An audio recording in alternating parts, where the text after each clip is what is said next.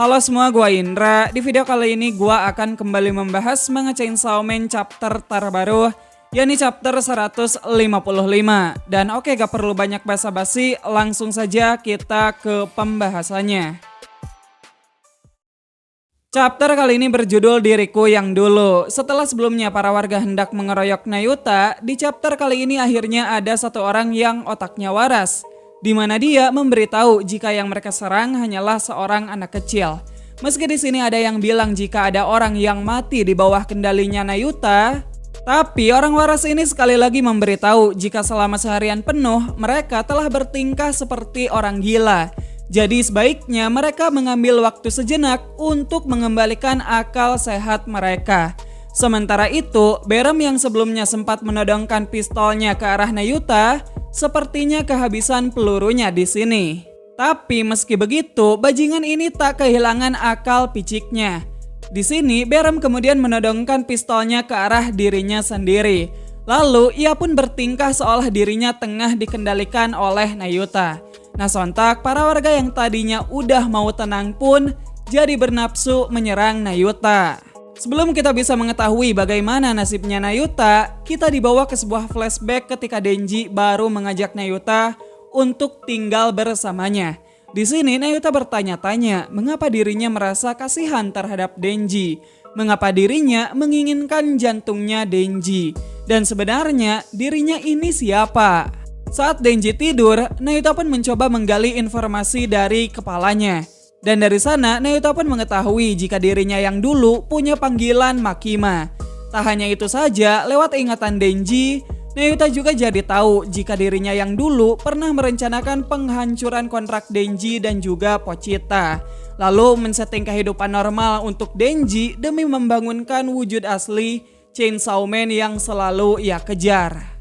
Setelah mengetahui semuanya, Nayuta pun mulai berpikir, jika dirinya memenuhi keinginan dirinya yang dulu, apakah mungkin ia akan mengetahui siapa dirinya yang sebenarnya? Dari sini, Nayuta pun berencana untuk mengisi kekosongan Denji dengan kebahagiaan. Dan setelah itu, ia akan menghancurkannya. Kita pun diperlihatkan berbagai scene aktivitas keseharian Nayuta bersama Denji. Hingga akhirnya Nayuta memiliki penampilan yang sama seperti Makima. Namun seperti yang kalian lihat, di sini Nayuta tampak sangat menikmati kesehariannya. Lalu scene pun beralih ke momen saat Denji dan Nayuta hendak tidur bersama. Di sini Nayuta bilang jika Denji itu bodoh dan berkepala kosong. Denji pun menegur Nayuta untuk tidak mengatakan kata-kata kasar sebelum tidur. Tapi di sini Nayuta juga bilang jika Denji adalah seorang pelajar dan juga Chainsaw Man. Lalu tiba-tiba Nayuta bertanya bagaimana dengan dirinya, siapa sebenarnya dirinya ini. Denji kemudian menjawab kalau Nayuta adalah keluarganya. Namun saat Denji mengatakannya, ada suara yang menyuruh Denji untuk berkata lebih jujur. Nah, ternyata orang yang menyuruh Denji adalah Denji sendiri. Di sini Denji kecil berbicara pada dirinya sendiri, seolah mereka adalah dua orang yang berbeda. Denji kecil pun bilang kepada Denji besar kalau kau itu tidak pernah memiliki keluarga. Kau selalu tertarik dengan kata keluarga. Akan tetapi kau telah membuang semuanya saat kau memutuskan untuk menjadi Chainsaw Man, bukan? Lalu Denji kecil juga memberitahu jika tidak mungkin baginya untuk memiliki keluarga. Lagian ia saja membunuh ayahnya sendiri. Tepat setelah itu, Denji pun terbangun dari mimpinya. Dan ternyata Denji sekarang tengah terbaring di rumah sakit.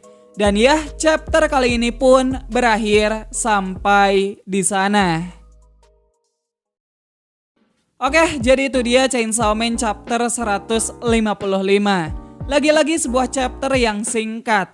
Tapi menurut gua di chapter kali ini, Fujimoto kembali lagi menunjukkan kelasnya sebagai mangaka top tier.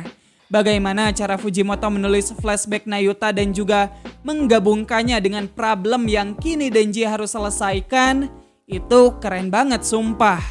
Mungkin sebagian dari kalian ada yang bingung mana yang flashback dan mana yang mimpinya Denji. Tenang aja, gua bakalan jelaskan sebisa mungkin. Tapi sebelum kita ke sana, pertama gua mau ngebahas sedikit soal kebangsaan Berem. Asli, kalau ini orang ada bentukannya di dunia nyata, udah gua sikat kayaknya. Ngeselin banget sumpah. Kalian masih ingat kan kemarin pas si kunyuk ini memfitnah Nayuta? Dan sekarang meski keadaannya udah mengenaskan, pistolnya udah kagak ada isinya, masih aja buat tingkah kagak jelas. Ya gua sih berharap Fujimoto segera mempertemukan Denji sama nih orang. Kalau bisa buat nih orang ampe kagak bisa regen lagi gitu. Biar mampus aja sekalian. Tapi ya udahlah ya, untuk sekarang kita hanya bisa sekedar menyumpahi si kunyuk ini. Kita beralih membahas loli kita yang sangat malang. Nah, untuk flashback yang tadi sudah kita saksikan bersama, kemungkinan besar itu adalah kejadian yang nyambung langsung dari chapter terakhir di manga Chainsaw Man chapter 97 ataupun di akhir Chainsaw Man part 1. Akhirnya kita bisa mengetahui kalau awalnya Nayuta sempat mengalami krisis identitas. Padahal masih bocil udah ngalamin hal seperti ini. Tapi nggak heran juga, Nayuta kan memang control devil yang secara naluri alami kemungkinan punya pemikiran yang lebih dewasa meskipun fisiknya masih anak-anak. Nah, yang membuat gue cukup kaget, ternyata sedari awal Nayuta ini sudah mengetahui jika dirinya yang dulu adalah Makima. Bahkan tak hanya itu saja, Nayuta juga tahu semua keburukan yang telah dirinya yang dulu pernah lakukan kepada Denji. Itu gila banget sih, gue aja nggak pernah kepikiran soal hal ini. Setelah mengetahui semua informasi tersebut, Nayuta pun mulai mengikuti jalan yang sama seperti Makima demi mencari tahu siapa dirinya yang sebenarnya.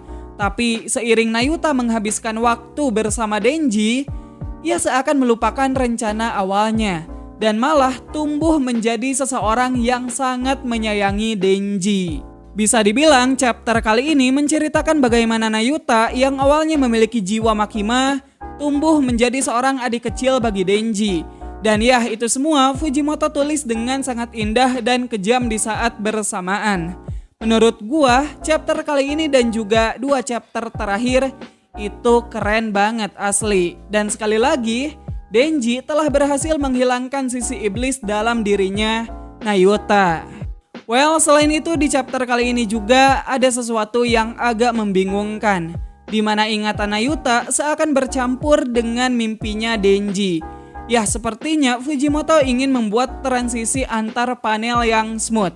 Ya memang smooth banget sih, cuman agak repot juga buat para pembaca ngebedain mana yang ingatannya Nayuta sama mana yang mimpinya Denji. Namun tenang aja, buat kalian yang bingung, di sini gua akan kasih tahu. Jadi ingatan Nayuta itu hanya sampai Nayuta yang kegirangan saat bermain bersama Denji. Kemudian ketika Nayuta mengejek kalau Denji itu bodoh, baru di situ adegan berpindah ke mimpinya Denji. Nah, mimpinya Denji juga tak kalah menarik dari flashbacknya Nayuta. Ejekan yang Nayuta lontarkan kepada Denji di awal mimpinya merupakan sebuah satir dari diri Denji untuk dirinya sendiri. Gimana ya ngejelasinnya? Ya bisa dibilang itu bentuk kalimat ironis yang menggambarkan situasi Denji sekarang. Di chapter sebelumnya Nayuta kan bilang pada Denji kalau membuangnya adalah sebuah kesalahan besar. Perkataan tersebut sepertinya termanifestasikan ke dalam mimpinya Denji. Dan itulah mengapa di mimpinya Nayuta mengejek Denji. Lalu alasan Denji disebut bodoh itu karena Denji sudah memilih pilihan yang salah. Dimana seperti yang sudah kita saksikan bersama, keputusan Denji untuk berubah menjadi Chainsaw Man itu mengakibatkan banyak masalah. Salah satu di antaranya kita nggak tahu sampai sekarang kondisi Nayuta bakalan gimana. Selain itu, perkataan Denji kecil tadi itu sukses banget membuat gua terdiam saat membaca. Kata-kata yang dilontarkan Denji kecil itu memang kasar, tapi ada benarnya juga. Ketika Denji memilih Chainsaw Man, dirinya secara gak langsung tengah mempertaruhkan keluarganya. Dan ya, hal ini juga pernah terjadi di masa lalu, di mana karena Chainsaw Man, Denji harus kehilangan Aki dan juga power. Ya, gue harap sih Denji segera sadar kalau pilihannya itu salah. Meskipun kalau Denji nggak berubah juga, masalah juga tetap aja ada. Tapi gua harap Denji bisa cepat bergerak untuk menyelamatkan adik kecilnya yang nasibnya sekarang tidak jelas. Semoga kalimat yang diucapkan Denji kecil bisa membuat hati Denji yang sudah diselimuti ego dan juga depresi bisa jadi terbuka kalau sebenarnya ada orang yang harus ia jaga. Melihat ending chapter kali ini, kita bisa tahu kalau hari sudah berganti dan ada orang yang telah menyelamatkan Denji. Besar kemungkinan orang yang menyelamatkan Denji adalah Fumiko dan juga pihak Biro Keamanan. Tapi tidak menutup kemungkinan ada orang lain yang menyelamatkan Denji ke rumah sakit. Selain itu, untuk sekarang kita tidak tahu bagaimana nasib Nayuta.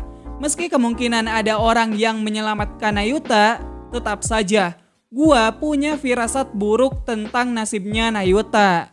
Sebagai penutup, gua cuman mau bilang kalau arc kali ini tuh awalnya nggak jelas arahnya mau kemana. Namun sekarang semakin kesini, konflik dan masalahnya terus-menerus bertumpuk. Gua sendiri nggak tahu gimana cara Fujimoto nanti akan menyelesaikan arc kali ini. But ya, meskipun sering libur dan bahkan minggu depan libur lagi, kita ucapkan kerja bagus kepada Fujimoto yang telah membuat arc segokil ini. Ya udah, mungkin gitu aja pembahasan kita kali ini. Makasih buat kalian semua yang udah nonton video ini sampai habis. Sekian gue Indra dan sampai jumpa di video yang selanjutnya. Bye bye.